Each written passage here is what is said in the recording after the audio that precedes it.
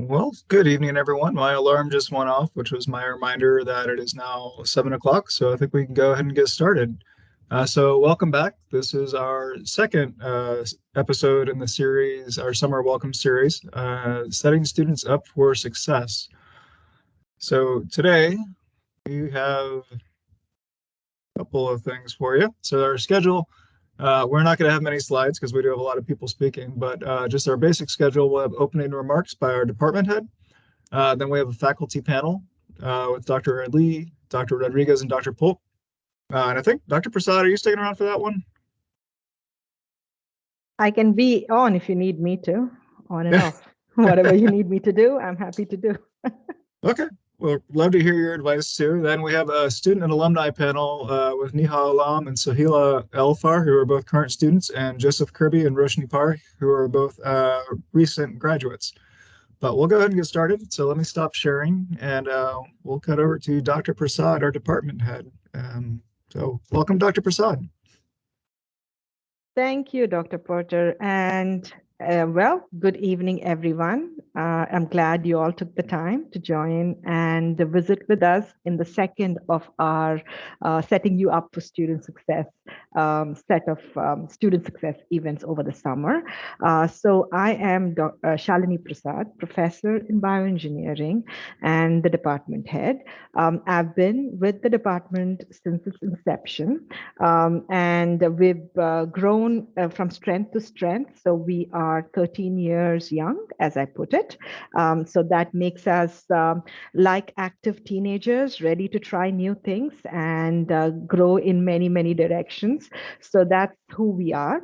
So more importantly, jokes aside, right? So we are the top ranked engineering program in North Texas. And that is something that I say, not just from a numbers perspective, it's you, the students, who help us get that visibility.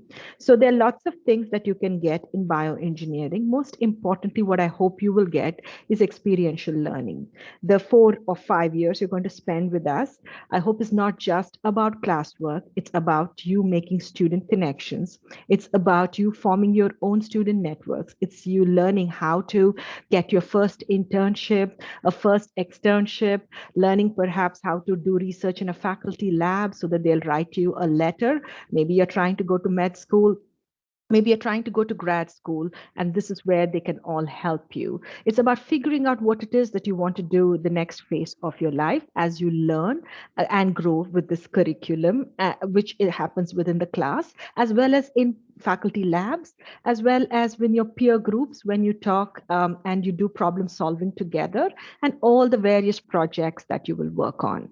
I'm sure you're all going to be a little shy talking to faculty, but my general piece of advice, call them professor or doctor, not Mr. or Mrs. They've all here worked and earned their PhD, and they're here to help you learn and figure out how to be successful. So that's basically one thing. And when you do write us emails, please do write it to the point in terms of what you're wanting from us.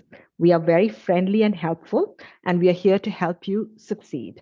So that's the idea behind why we are here and why we are in an academic institution.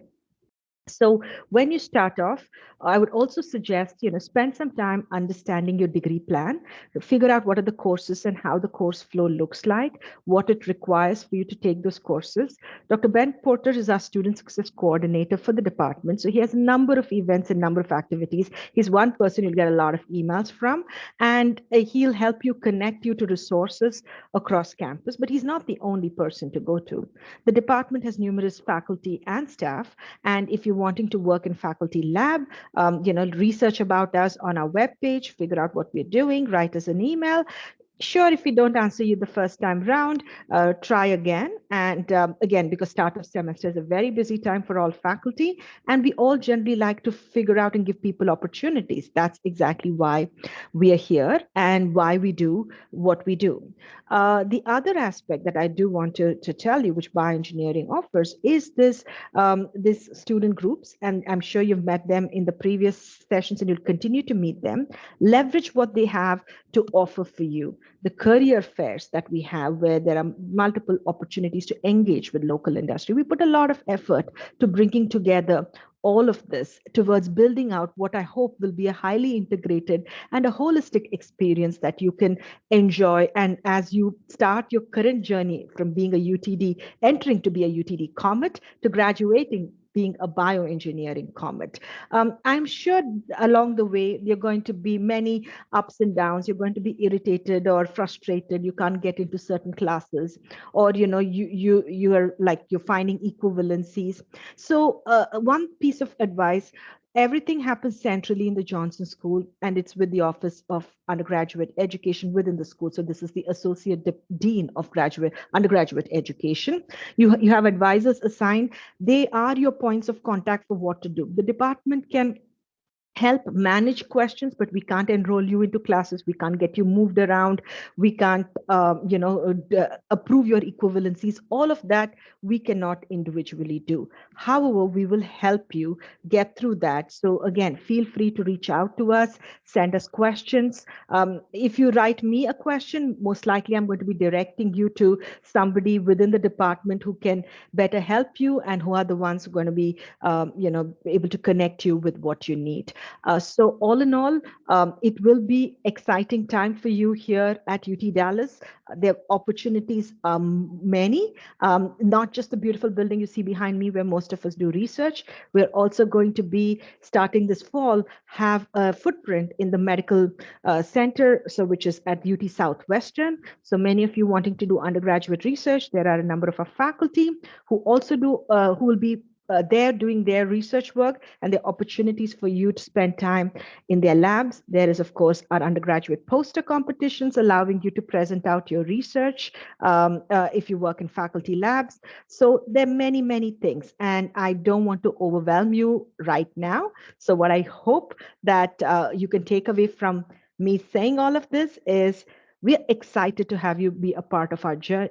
You're using us to be a part of your journey, and we are here to help you succeed. So with that, Dr. Porter, back to you.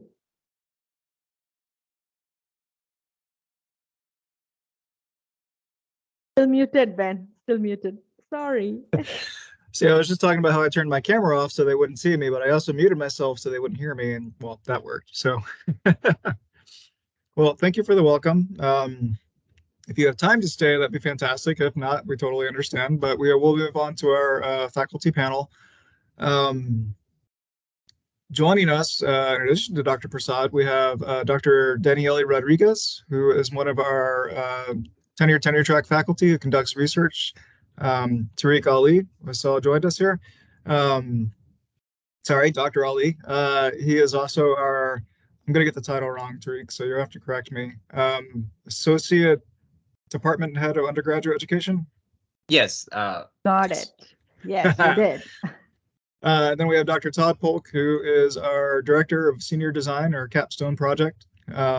So welcome, everyone. So I do have some questions. The way this will work, I'm going to ask everyone to give a brief introduction of themselves.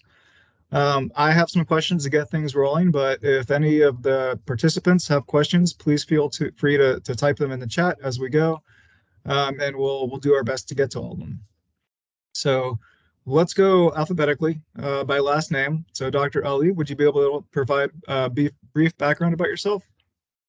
So I've been with this department for about 9 years. So my background was actually electrical engineering. My degrees were electrical engineering, and I mainly teach the electronics-oriented courses in the undergraduate curriculum. So you will have a few courses that focus on basics of electronics, programming microcontrollers. So those are the courses that I mainly teach. Dr. Rodriguez? Hello, I everyone. can't go with my alphabet. I'm sorry, Dr. Polk. Okay. It's been a long day. Sorry. Either way is fine. I would let ladies go first, but hi, hello, new comments. I'm Dr. Todd Polk. I teach senior design, as Dr. Porter said. So you won't see me for 3 more years, but when you do, we're gonna have a lot of fun together. My background is I've been here for 10 years at UTD now. I've spent about 25 years in industry before that. So I've got a really good perspective to bring to senior design and to y'all to help get you ready to be working engineers. And so we'll talk more about that here in a little bit. All right. My turn? All right. Hi, everyone. Welcome. We are very excited to be here with you today. I am Danielle Rodriguez. I am an associate professor in the department. I joined UTD in the department 11 years ago, and I teach biomaterials and medical devices classes, both at the undergraduate and graduate levels. So you're going to see me or take my class later on.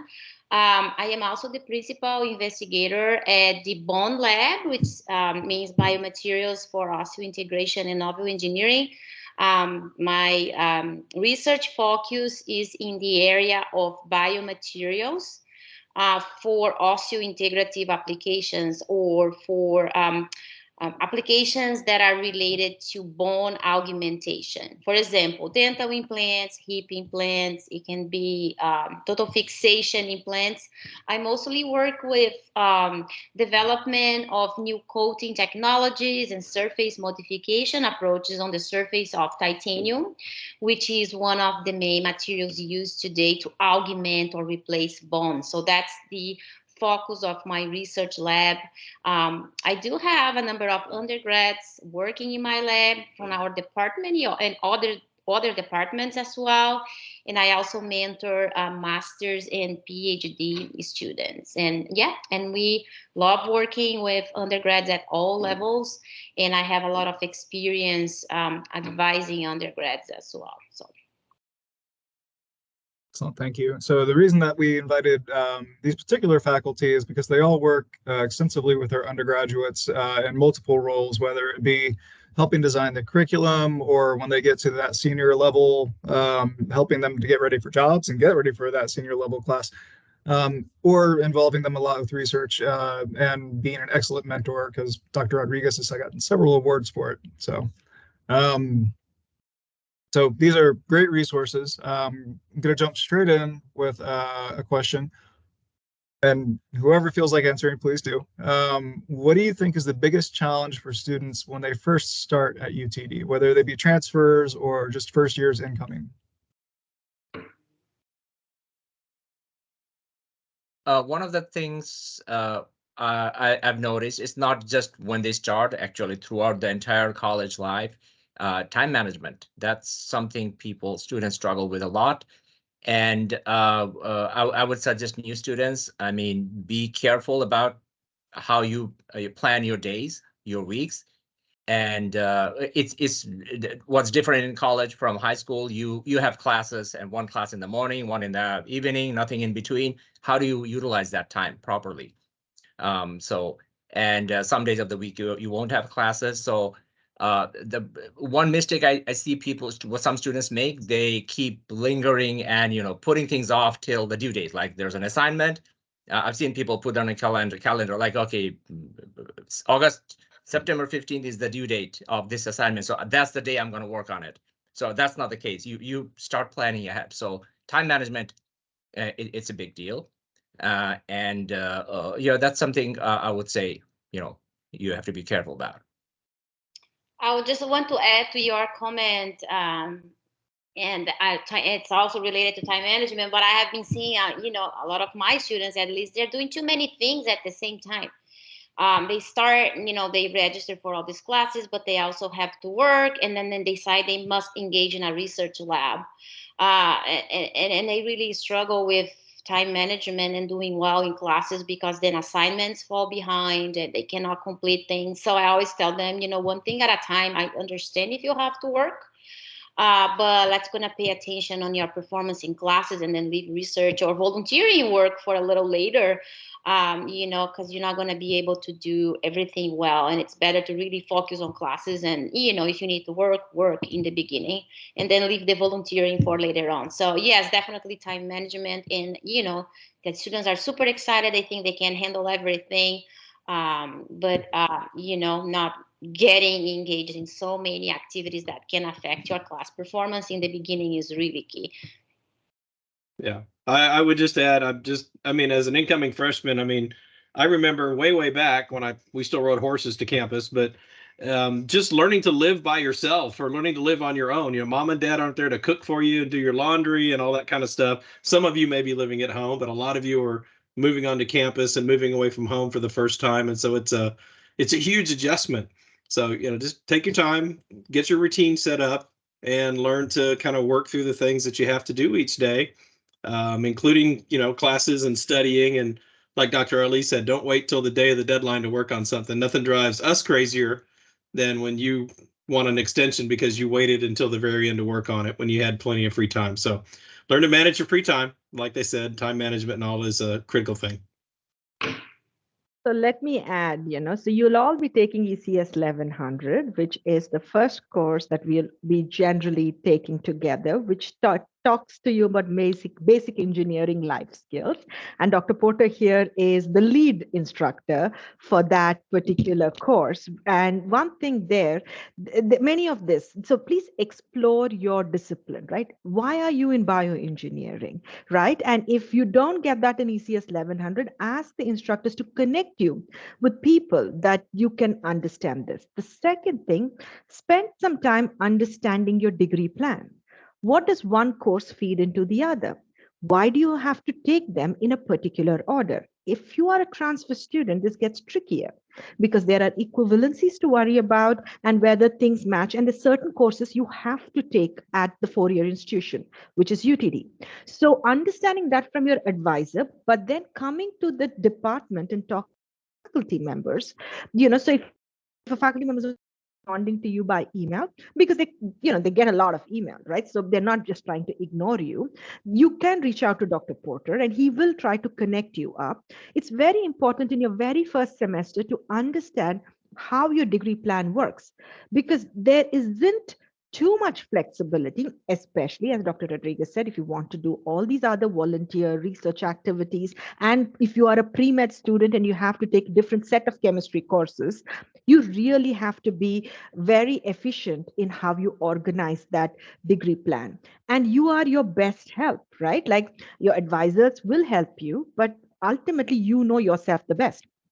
So you need to spend some time really understanding the degree plan. Our biomedical engineering student groups, I think with the collaboration with Dr. Porter, do offer this degree plan, understanding that degree plan, right? These are the set of courses you have to take over the four-year period and pass them successfully so that you can ultimately meet Dr. Polk and do your design experience. Otherwise, you're not going to get out of it, right? So the key thing I want you to think about in your first semester. So not to scare you, but I've already given you an assignment and let's hope you succeed with it when you get done. Thank you. Yeah, there are certain classes that if you don't take that first semester, you'll be behind for the rest of your career. So chemistry 1 is one of those, and you got to keep up with your maths, otherwise you'll fall behind. We're not going to go into a lot of detail about the curriculum here. We just don't have enough time for it, but you should definitely take an attempt on your own to go through it. And you'll see how one class leads to the other and how they build on each other. That does lead into my next question. How can students make the most of their curriculum to prepare themselves for Dr. Polk's class or for post-graduation?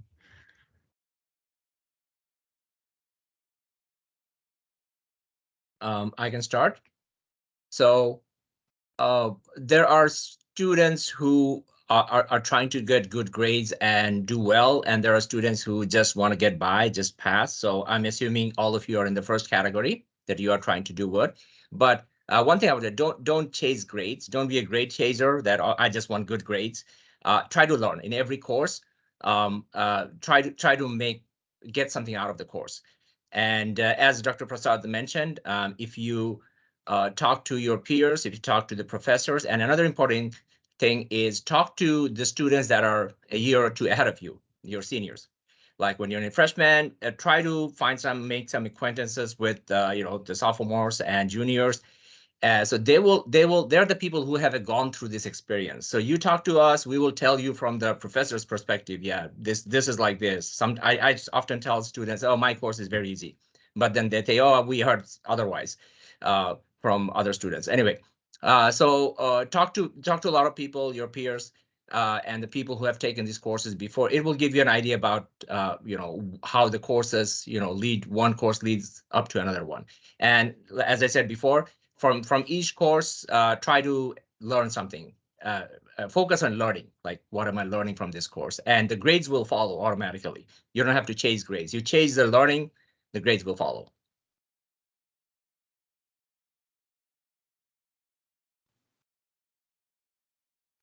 Agree. And another just suggestion to go along with your comment is really like putting the time to work on the assignments outside class. I feel like, we don't give proper attention. You are just there in the class for an hour, 15 minutes, but really the work you put on after you leave the classroom is so important.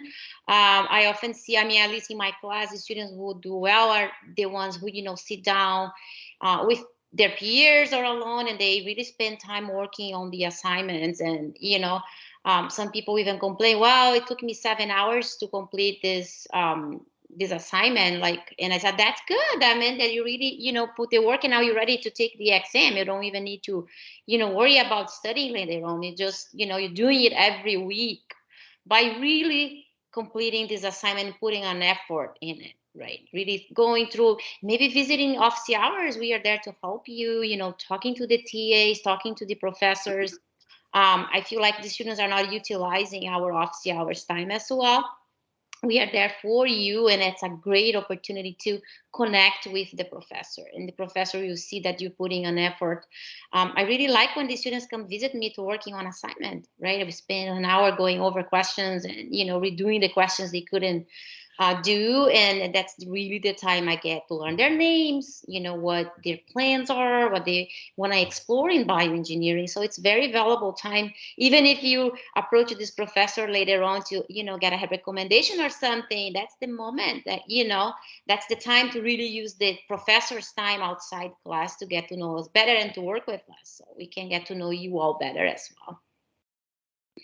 Yeah, that's very true. And I would say, I'm going to tell you a little story, and I'm going to leap you ahead 4 years. 4 years from now, you're going to be graduating, right? And you're going to be wanting to find a job or get into graduate school. Recommendations are important, but whatever you do, please do not ask for a recommendation and send us the link to give you a recommendation. I've got one in my email, in my inbox right now, and I just ignore it because the student hasn't contacted me and said, hey, will you please write me a recommendation? So if you're not going to ask, most of us are not going to do it. So just remember that for when you get going forward here in a few years. You're probably going to want to, you probably are thinking now, even as incoming freshmen, you're probably already wondering, what am I going to do as a biomedical engineer when I finish? So that is what the next 3 years are going to prepare you for. And notice I said 3, not 4. You're going to get the background and the technical skills that you need. So when you show up in senior design, we're going to turn you into an engineer in that last year so that you're ready to go out and take on the job market and tackle a real job. So that's the focus when we get you to year 4. The first 3 years are gaining all the skills you need. And we'll talk more on some of the other questions about some of the other things you should be looking at. But as far as looking at your curriculum, these first 3 years are really important for you to gain the basic skills that you need to be an engineer. And then we're going to give you a chance to practice all those in the 4th year to get you ready and to put you ahead of the competition at other schools that don't do this.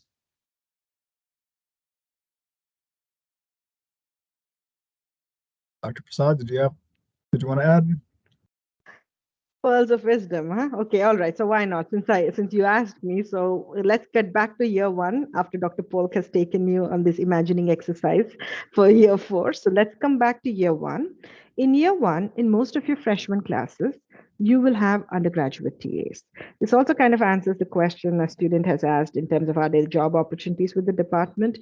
Well, you need to meet, I believe it's junior standing, but nonetheless, you can apply for an undergraduate TA position. Of course, your grades must be excellent in those courses, and you get to basically assist the instructor in helping the students essentially solve the problems in class. This is in your computation course, which is the BMEN 1300. We have, of course, the BMEN 1208 and the BMEN 1100. All of them have undergraduate TAs. They are your peers. As Dr. Ali said, they're a couple of years ahead of you. So this is the time you make acquaintance, understand from them how their experiences, but also they're going to help you look at those into those problems, from the perspective of being a student, and not your graduate TA who's here studying for, a master's or a PhD degree, and they look at things slightly differently. But leverage this undergraduate TA support. It's a big investment the department is making, and this is what you should use, because these are the peers, and who knows, one of them may be working in some of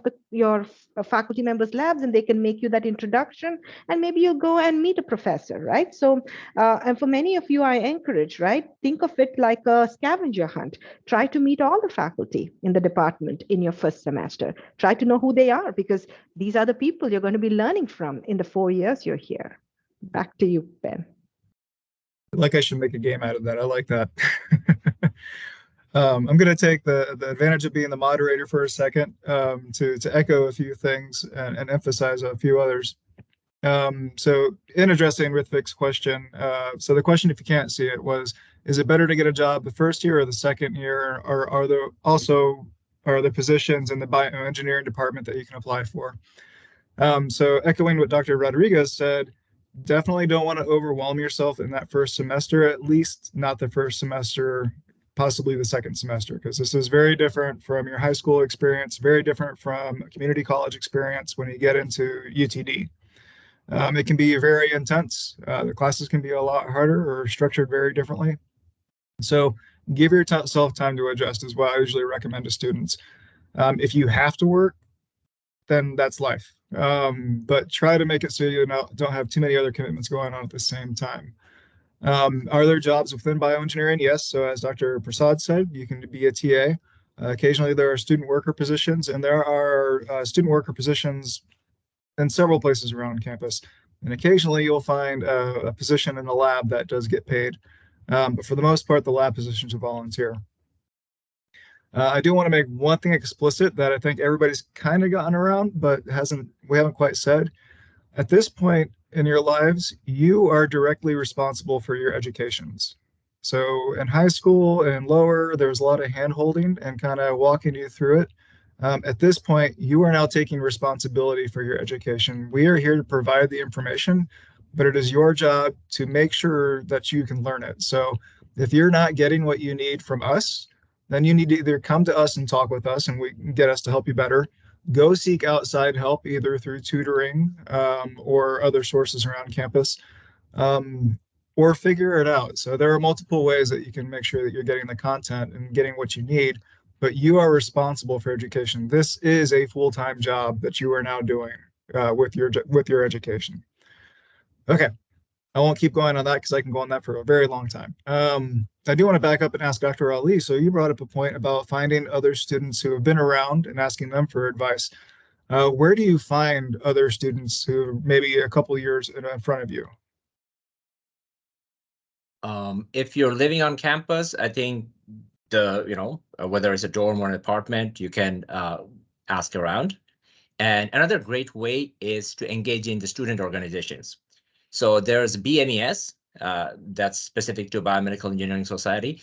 And there are a lot of different student organizations, student chapters. So I believe BMES is the main one for specific to biomedical engineering, right? And Ben, if you can think of any others that have a lot of BMEN students, feel free to share. So look for these student organizations. That's usually led by juniors or seniors. So they are in charge of those, and they always welcome new members. So that's a good way to start. And once you get to know a few people, that will lead to other people. And if you're into sports, of course, and other stuff, you can find more people. But I think BMES would be a good starting point. And BMES is a Biomedical Engineering Society, the student chapter, and it has a good presence in our department. And one more opportunity, and Dr. Rodriguez may have been about to add this one, is working in labs, because it's a good mix of all sorts of different students there, all different levels. So once you do get used to the curriculum here, when you jump into the labs, that's where you get to meet students from all levels, graduate students and doctoral students. So you get a lot of different advice there. So Emmanuel asks, how do you, I'm sorry, Dr. Rodriguez, go ahead. One thing, Dr. Porter, related to what you mentioned, we also have, I don't know if it's once a year or twice a year, we have these events when our grad students and undergrads doing research, they present posters in the department, and I find that a great opportunity for new undergraduate students to come appreciate their work, but also make connections and learn what the faculty is doing even before considering asking for an appointment. So that's a very good first opportunity to see what the department is doing in terms of research, and they usually send out emails about that, letting everyone know when these events will happen. So I think that is a good opportunity as well for our new students. That's a great point. So I think the next poster competition, I believe, is going to be in November. But we also have other events through the department that are great for you to come network and meet other students. So it does take you getting outside of your shell maybe a little bit and introducing yourself. But everybody's there to talk and to meet each other. So that's a good point. Okay, so Emmanuel asked, how do you join a student organization? That's a pretty general question, or a pretty general answer, so I can take that one pretty quick.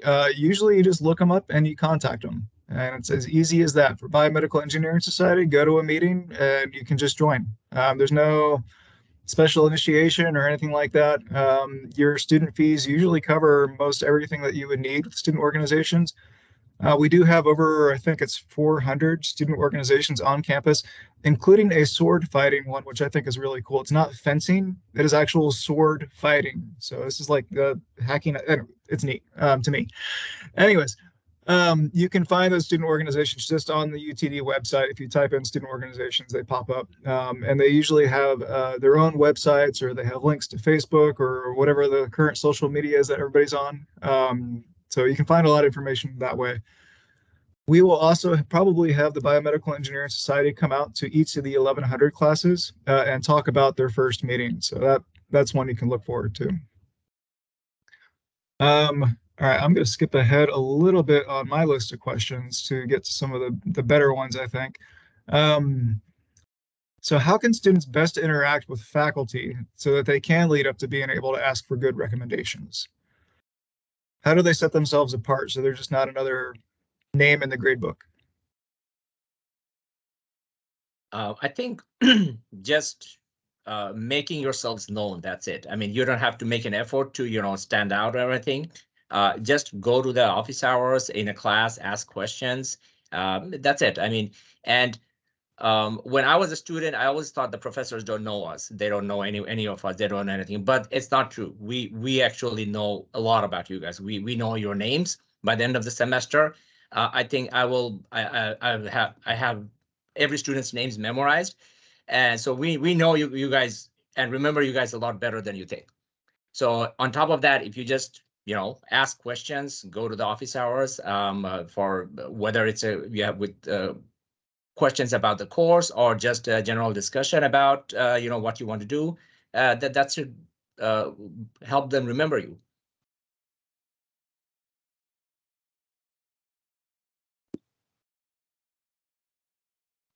Anybody want to add?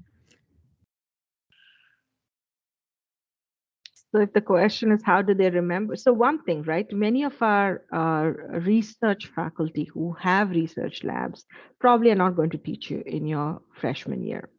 There are opportunities for student success events where Dr. Porter brings in many of these faculty to talk about their research experiences. Attend those events. And you generally organize such that they don't conflict with your classes. Sometimes we can't get it completely non-conflicting, but attend them and look at the website to really read about their research, right? And then once you do that, all faculty, even though they may not be teaching your courses that year, have office hours because they're teaching something. Look up their office hours. That's published through coursebook to what they're teaching, right? And then go to their office hours to talk not about that class they're teaching, but about this interest that you have. Because if your email gets unanswered, because that's the general common complaint from the students, and that's true. I do understand as a faculty member, we receive lots of emails. And so if it's from somebody they've never seen or heard of before, the likelihood of them answering that is relatively lower, right? But having said that, if you meet them and make that connection and they have a face to that name, then they're most likely going to connect you most likely with the senior graduate student in their lab, or a postdoc, which is a research scientist in their laboratory, to see if there are ways in which you could engage with research in their labs. The instructors that you have in your first year, while they might not have their own research labs, know all the faculty in the department. So you can go into them and say, hey, I am interested in doing, I really enjoyed biomaterials. So who should I go and talk to? And they will help you make that connection. And then you can follow up. But one thing, be very professional, always be timely in your responses, and do a follow up. Because sometimes the faculty member's lab may be full. Dr. Rodriguez is very popular. She's got lots of students, so she might not have space to have you that semester. But that doesn't mean she's never going to have you. So she will probably look at a future opportunity, right? So, and that matters, right? How you leave it off. And the second thing, if you have gotten into a lab and you've bitten up too much that you can chew, right? Like you have too many things happening, be very respectful of both your time and time. Let them know perhaps you want to take a break from the lab that year or that semester, and you can come back at a later date. That is a very professional thing to do. Rather than just not showing up or coming 3 weeks later, it's just going to irritate everybody. And we're not going to give you that nice letter that you want. And don't go to somebody's lab just for a semester to check off a box, because that's also not going to help. So if you want to invest your time, invest it wisely. It's not necessary to do 10 different things. Do one thing and one thing well. You can get a bunch of letters from them. For example, going back to Dr. Rodriguez, because she's got lots of undergrads, she can write you a letter. Her senior student may be able to write you a letter if you've worked with that student for a long time. Maybe her postdoc did that, or her collaborator with whom you might have collected data. All of these people. So 3 letters from just spending maybe 2 years in her lab, which might also give you a co-authorship on a publication that might come out of her lab, right? So this is the investment you need to make. And of course, that goes to the idea that you really, really love biomaterials. You might do biomaterials for a semester and say, okay, this is not the thing. I want to go and do imaging. And that's perfectly fine, because that's what we do, right? Like this is the time to explore. Then go and find that faculty, figure that out and spend time. But just try not to work in 2 labs the same semester. One that speaks very poorly of you. And faculty members just don't like it because you're not committing yourself to this, right? So you have to commit yourself to an experience and go with that. So that's my words of wisdom on this. Back to you.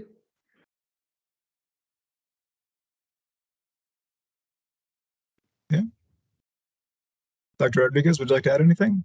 Yeah, I don't want to repeat what Shalini said. I agree completely. I think some students, they don't understand that they burn bridges from the beginning because of the lack of communication. And it's totally okay to join a lab, explore a little bit, and realize this is not the area that I want. You learn something that's already available experience. But, don't disappear. Just have a sit down with your advisor, your mentor, or the student who is working with you, and, open up and tell them, I've had a great opportunity here, but I'm just not into this area. I would like to explore imaging. I would like to explore, something more computational based. It is totally okay having that open line of communication, and that's what we expect. We do not like students disappearing, not communicating, and not being open, or just taking on too many tasks that they cannot handle. So I find that very important. I do have some students who start with me from the beginning, from the first semester, and they graduate in my lab. So they spend 4 full years conducting research, and they have the chance to really start a project and go through all the phases and finish. And, and the outcome of that, they become great writers. They communicate very well because they attended conferences, they presented their research, they learned how to put a poster together, PowerPoint presentation, discuss research data, and it's so valuable. Even if you don't pursue that area later on, all these skills are transferable. To learn how to write, how to communicate, to work in a team, if you can learn that very well in 4 years, I mean, you set for success in any areas that you decide to pursue later on, and preparing you for grad school or health school later on. So I had students staying with me for 4 years, and they went to medical school, dental school.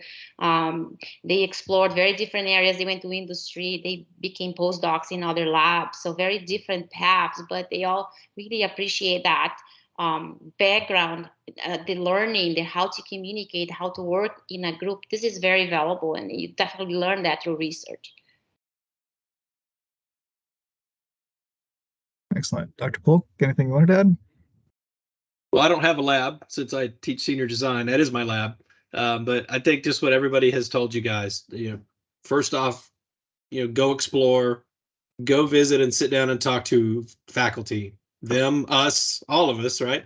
I mean, I don't have a lab you can come work in, but I can certainly talk to you about what it's like to be out in the real world and what it's like to be a real engineer. So if you've got questions along that line, feel free to reach out to me. Now, on the flip side, so we have been talking about how to make yourself memorable in a good way. There are definitely ways that you can make yourself memorable in a bad way. What are some of the ways that students usually just kind of get themselves into trouble, don't even realize necessarily that they're doing it, but they are kind of burning that bridge for that future recommendation? So it's not just for recommendation, but generally things that make a bad impression is if someone repeatedly keeps making up excuses for missed work or asking for deadlines. I mean, we see through that.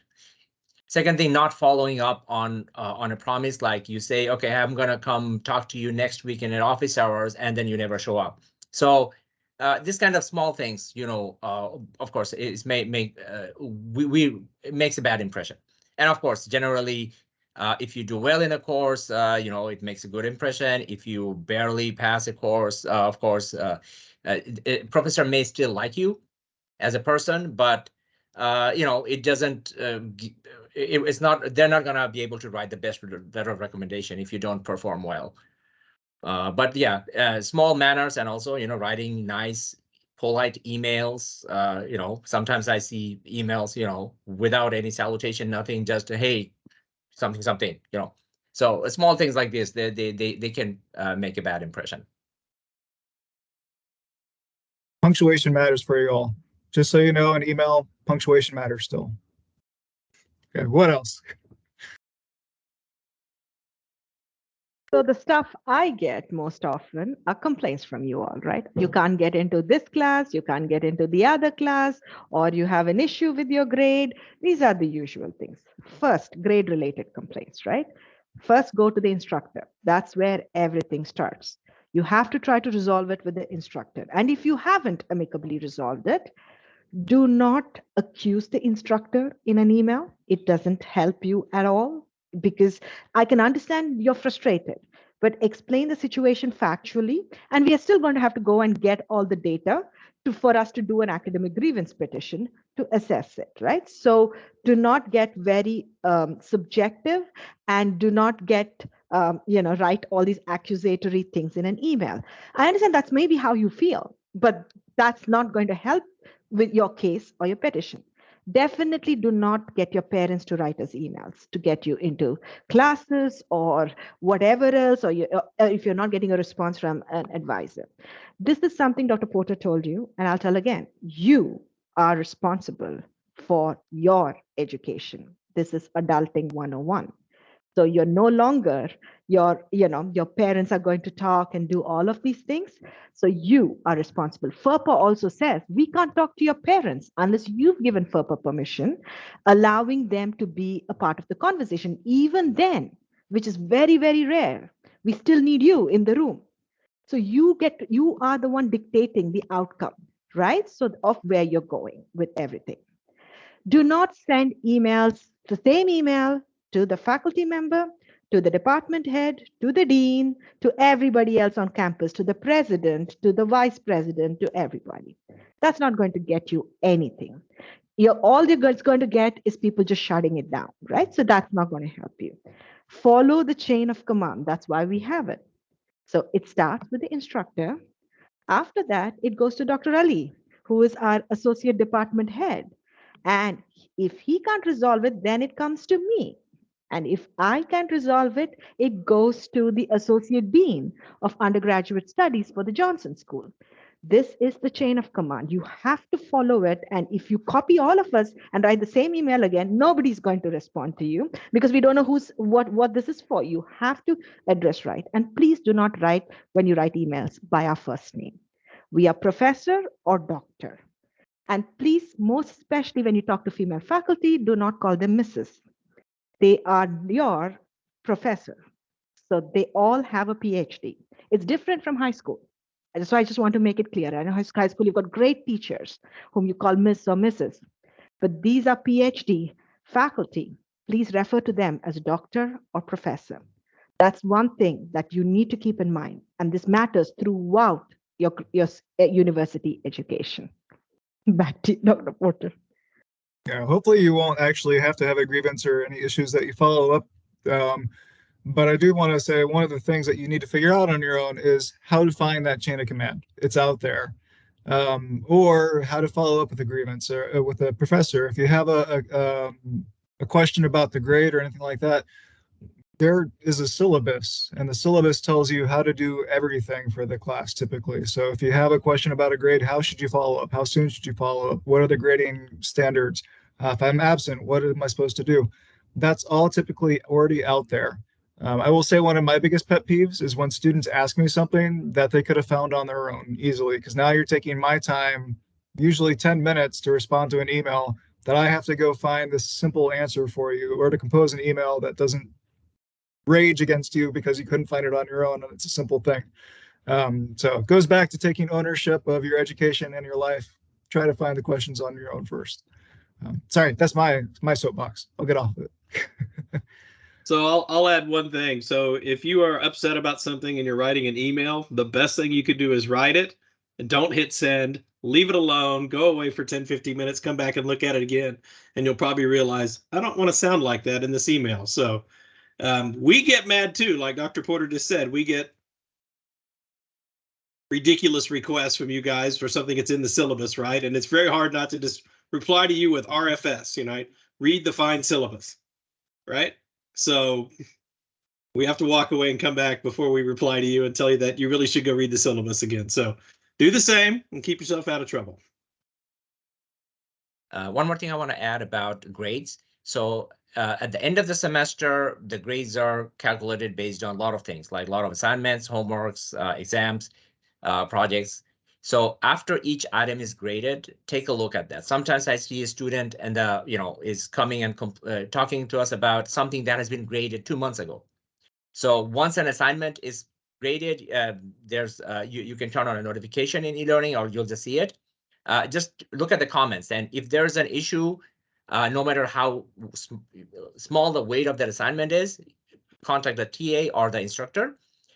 Every time an exam is handed back to you, just take a look at it. If you're not in class on that day for any reason, just in the next available slot, just look it up and resolve any issues. That way, all these small elements, you won't have any surprises by the end of the semester. Then at the end of the semester, the only thing that will be left is the final exam. And so that's just one item.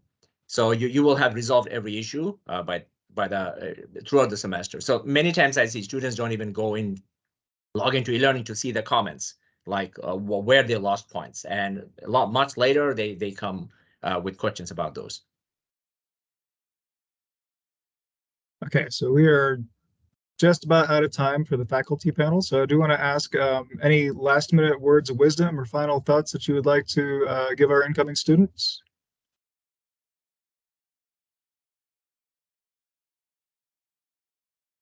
All I'll say is enjoy your experience. It is you've made a great investment coming to bioengineering at UT Dallas.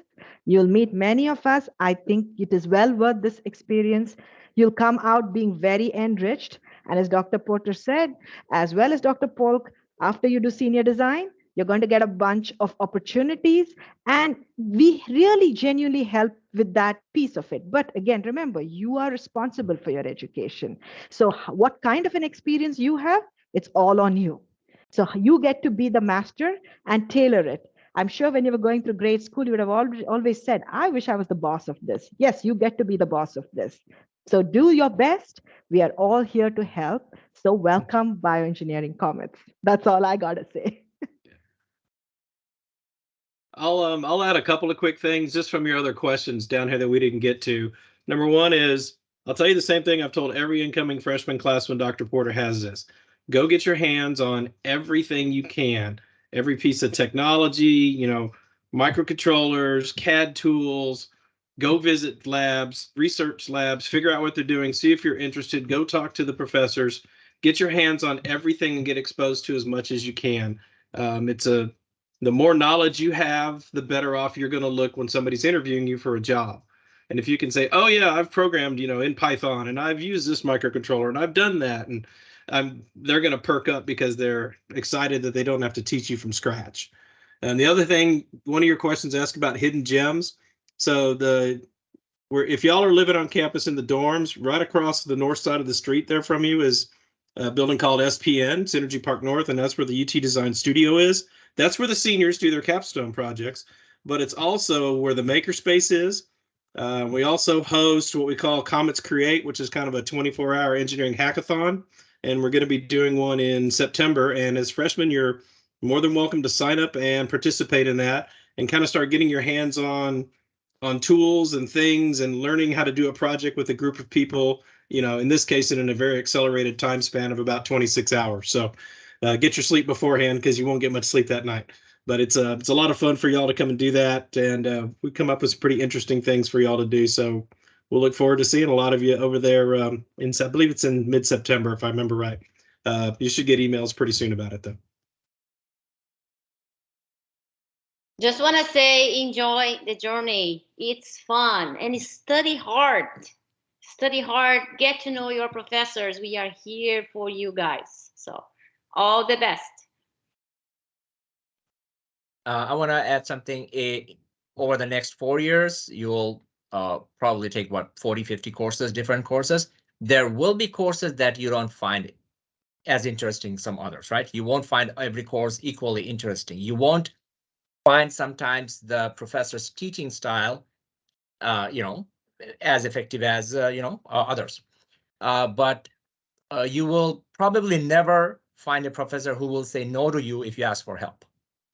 Okay, so if you're struggling with the course or you're not really finding it very engaging, talk to the professor, talk to the TA, and those are the kind of courses where you need to collaborate with others, your peers. Talk to other peers, like what they're doing, study together. If you don't find something interesting, but you study together with 3 other students, maybe you'll see something that they're seeing in the course that you missed, and it can help you. So that's where collaboration is very needed. And of course, talk to TAs, talk to professors. So don't get demoralized by the hopefully very few courses that you don't find really interesting. Don't let that demoralize you. Absolutely. Yeah, that reminded me of something from what Dr. Ali said about working with others. There's a very common principle in sales, and I used to do sales too. I've done a little bit of everything in my career that says never fail alone. So if you're struggling in a class, go get some tutoring, talk to your friends in the class, study together like Dr. Ali said, but don't fail by yourself. Go get other people to help you so you can be successful. Absolutely. Excellent. So thank you all very much for joining us. For our faculty, everybody else stick around. We're not done yet. But thank you, Dr. Rodriguez, Dr. Ali, Dr. Polk, Dr. Prasad for joining us. Great advice. Really appreciate it. Thank you. Thank you. Thanks a lot for organizing. Good luck, everybody. Everyone. Good luck, and feel free to come talk to us. Yeah. See ya. We don't bite, we promise.